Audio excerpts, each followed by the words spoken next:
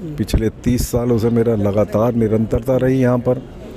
हारता रहा, जीतता रहा। जीत हार तो एक राजनीति पहलू है। जो हमारा रोहन जी का रोड मैप है वो अपने जीवन काल में पूरा कर जाऊँ। ग्रास रूट पर जो हमने काम शुरू करा, अंडर 16, अंडर 19 की जो हमने लीग शुरू करी है, इसे और प्रोफेशनल तरीके से चलाना। पहले ये होता था कि हमारे बच्चे के रन कम थे, बढ़ा दिए, या किसी के बढ़ा दिए, घटा दिए, चलता था। जो स्टेडियम बनाने का विज़न था वो अरुण जी के दिमाग में आया और चेतन जवानी कि दोनों के दिमाग में आया। दिन रात करके जब भारत पाकिस्तान का मैच 1 महीने में विकेट बनाना, और जो पैसा अरुण जी के टाइम में हमारे को आ गया, उसी से ये आधारशिला रखी गई। देखो, खुशी तो होती है कि जो सफ़र मैंने एक आम आदमी और आम मेंबर के रूप में या खिलाड़ी के रूप में शुरू करा था, आज उस मुकाम पे पहुंच गया जहां मेरी इच्छा थी।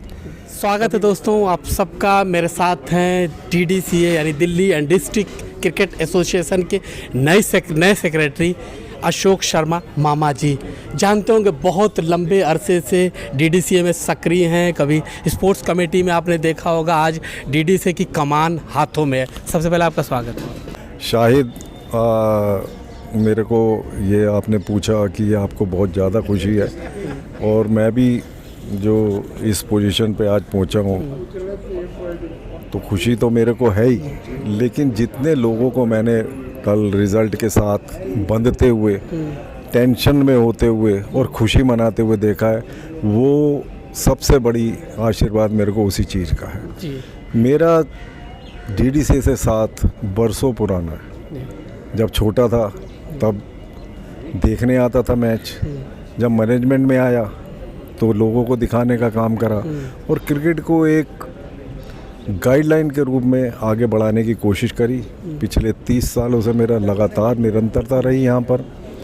हारता रहा, जीतता रहा। जीत हार तो एक राजनीति पहलू है, लेकिन इस इलेक्शन के अंदर जिस तरीके का मेरे को लोगों से और मेंबर से भरपूर सहयोग मिला, मैं उन आदमियों को भी धन्यवाद करता हूँ जो हमारे मेंबर ना होते हुए भी मेरे साथ कंधे से कंधा मिला के लड़े और रात भर बैठे रहे। 4 बजे रिज़ल्ट आया, लोग बाग जगे हुए थे। तो इस बात की मेरे को खुशी है कि जो मेरी जीवन था इसमें 30 साल का, वो बर्बाद नहीं किया। लोगों के दिलों में अशोक शर्मा बैठा है, और उसी तरीके से उम्मीद करता हूँ कि DDCA में अगले 3 साल का समय मुझे दिया है मेंबर्स ने।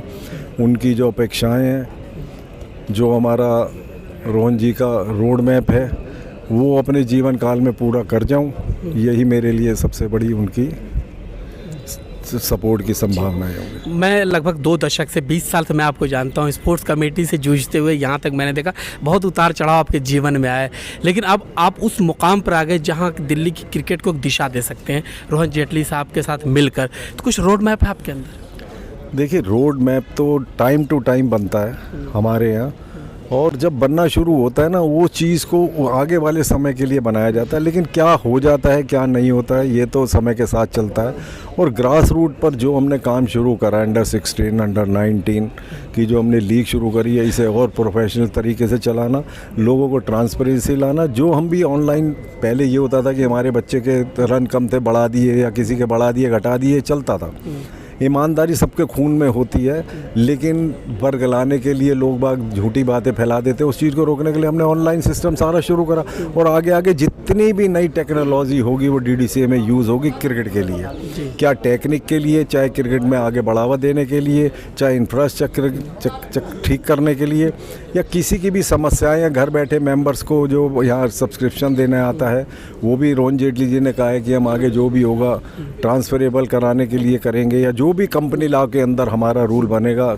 मेरे से ज़्यादा ये बात रोहन जी जानते हैं क्योंकि कंपनी लॉ के एक्सपर्ट हैं, और वो चीज़ें वो देखते हैं। और हाँ, क्रिकेट की बात तो मेरा जीवन ही क्रिकेट के लिए है, मेरा पैशन है, मेरा जीवन ही इस चीज़ में निकल गया। तो मैं चाहूँगा कि इन 3 साल में क्रिकेट उस दिशा में चली जाए जिसका मैंने ख्वाब देखा था जी, जिसमें चेतन चौहान जी ने ख्वाब देखा था, उस तरीके की क्रिकेट हो जाए जी। बहुत लंबा सफ़र किया, मैं थोड़ा सा क्रिकेट पे आऊँगा, रोहन जी पे आऊँगा, लेकिन एक सवाल आप पे मैं बहुत दिन से सोच रहा था पूछने के लिए। ये जो संघर्ष की आप में जो जिज्ञासा, ये जो संघर्ष आपने किया, लड़ाई की, मैं समझता हूँ कि आपके अंदर एक ताकत कभी न हार मानने की, इतनी जो जर्नी आपकी 30 साल की रही, कोई ऐसा मौका मामा की ज़िंदगी में आया है जब लगा यार मैं कहाँ लगा हूँ, जो चाहता हूँ नहीं हो पा रहा है, या कभी लगा हो छोड़ देना चाहिए, कभी कुछ ऐसा आया था वक्त? देखिए, ये इस तरीके की प्रवृत्ति मेरी है नहीं। जिस परिवार से मैं हूँ, मेरे फादर आर्य समाजी थे और उन्होंने कहा है किसी चीज़ से आपने अगर आपको प्राप्त नहीं होती है, कोशिश जारी रखनी है और निरंतरता हमेशा कभी ना कभी कामयाबी के रूप में बदलती है और आज आपके सामने है। तो वही सोच के साथ मैं आगे बढ़ा हूँ, लोगों वागों का साथ लिया है।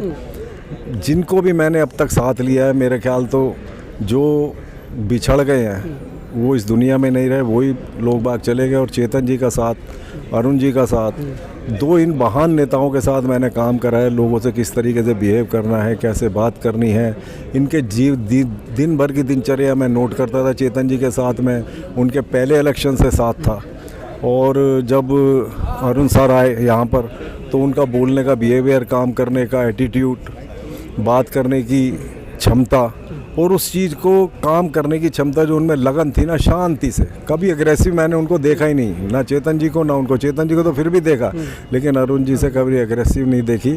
लेकिन जो उनका काम करने का विज़न था, मेरे को वो दिन ध्यान है जब उनकी मौत हुई थी तो कितने बड़े बड़े नेता जिनको हम जानते थे कि वो तो पता नहीं किस किस पार्टियों से हैं, लेकिन सब पे कुछ ना कुछ उनका ज़िंदगी में एक एहसान था, उनको आगे बढ़ाने का, रास्ता दिखाने का, जो उनके मन में था कि हमारे को उन्होंने एक राह दिखाई। उसके लिए वो हम इस वजह से हम आज इस मुकाम पर हैं। वो उस टाइम देखने पे पता चलता है जब आदमी चला जाता है। बिल्कुल, ये जो पीछे स्टेडियम है, जेटली साहब का बहुत बड़ा योगदान यहाँ तक बनाने। इसमें कभी पैसा हमारे उस टाइम इतना पैसा था भी नहीं, इतना पैसा बोर्ड में भी नहीं आता था। जो स्टेडियम बनाने का विज़न था वो अरुण जी के दिमाग में आया और चेतन जवानी की दोनों के दिमाग में आया। दिन रात करके जब भारत पाकिस्तान का मैच 1 महीने में विकेट बनाना, और जो पैसा अरुण जी के टाइम में हमारे को आ गया, उसी से ये आधारशिला रखी गई जो शानदार स्टेडियम जो भारतवर्ष के अच्छे स्टेडियमों में गिना जाता है। और इसी को आगे बढ़ाते हुए उनके पुत्र अरुण जेटली ने जो काम करा है, आने वाले समय में देखेंगे और इंफ्रास्ट्रक्चर में क्या हम ठीक कर सकते हैं। मेंबर्स के लिए जो ज़रूरी चीज़ें हमने वादा करा उसको पूरा करने की पूरी कोशिश करें। एक बहुत अहम सवाल पूछूंगा, रोहन साहब और आपने इलेक्शन लड़ा, कितना मुश्किल था? मैंने सोशल मीडिया पर आपको कभी एक्टिव उतना नहीं देखा जितना इधर कुछ दिनों में देखा। आप रोज़ सोशल मीडिया, फेसबुक पे दिखाई देते थे, अपील लोगों से करते थे। कितना मुश्किल इलेक्शन था? देखिए, मुश्किल इलेक्शन लड़ना कभी आसानी से नहीं समझना चाहिए। हर पॉइंट पे अपने जवाब देने चाहिए जो मेंबर्स की समझ में आए। जहां आप इलेक्शन लड़ रहे हो उसका आपको सारा सिस्टम समझ में आना चाहिए। क्या आप चीज़ अपनी क्षमता के अनुसार कर सकते हैं, उतना ही वादा करें जो बाद में आपको शर्मिंदगी ना उठानी पड़े। रोहन जी और हमने एक प्लान के रूप में काम करा, उसमें कुछ विरोधियां जो अंदर ही होती हैं, जो पीछे से वार करती हैं, वो होती हैं, हर इलेक्शन में होती हैं। तो उनको भी हमने मद्देनज़र देख के वो चीज़ हमने सारी तरफ से उस चीज़ को चाक चौबंद तरीके से करा।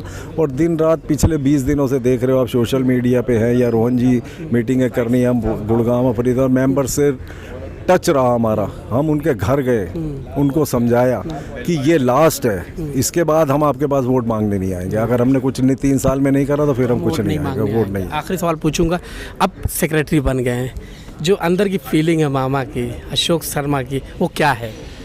देखो सीट तो सबके साथियों के सहयोग से, रोहन जेटली के सहयोग से, जो भी मेरे सपोर्टर थे उनके सहयोग से मिल गई।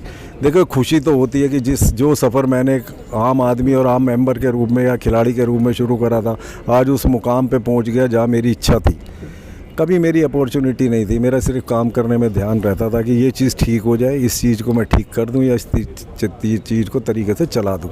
वो इच्छा आज पूर्ण हुई और मैं भगवान से ये हमेशा मदद चाहूँगा कि मेरे हाथ से कोई ऐसा काम ना हो जाए जिससे मेरे को शर्मिंदगी उठानी पड़े। जी बिल्कुल, बहुत बहुत शुक्रिया अशोक शर्मा जी। हम भी लगातार 20 साल से आपके टच में रहे और यकीनन आपको एक पद मिला। उम्मीद करेंगे दिल्ली की क्रिकेट सुधरेगी, दिल्ली में क्रिकेट और ऊपर जाएगी। जैसा हमने पीछे देखा, रणजी में कुछ नतीजे हमें मन मुताबिक नहीं रहा, उम्मीद करेंगे आप लोग उसमें भी बेहतर करेंगे। बहुत शुक्रिया, धन्यवाद, थैंक यू। ये थे अशोक शर्मा मामा जी, जो बहुत नीचे से बहुत लंबा सफ़र करके यहाँ तक पहुँचे हैं। जो लंबा सफ़र करके यहाँ तक पहुँचता है इंसान, वो काम भी करता है। देखें कितना काम करते लगातार, हम इसके बारे में बताते रहेंगे। फिलहाल मुझे शाहिद आज़मी को अनुमति दीजिए। नमस्कार।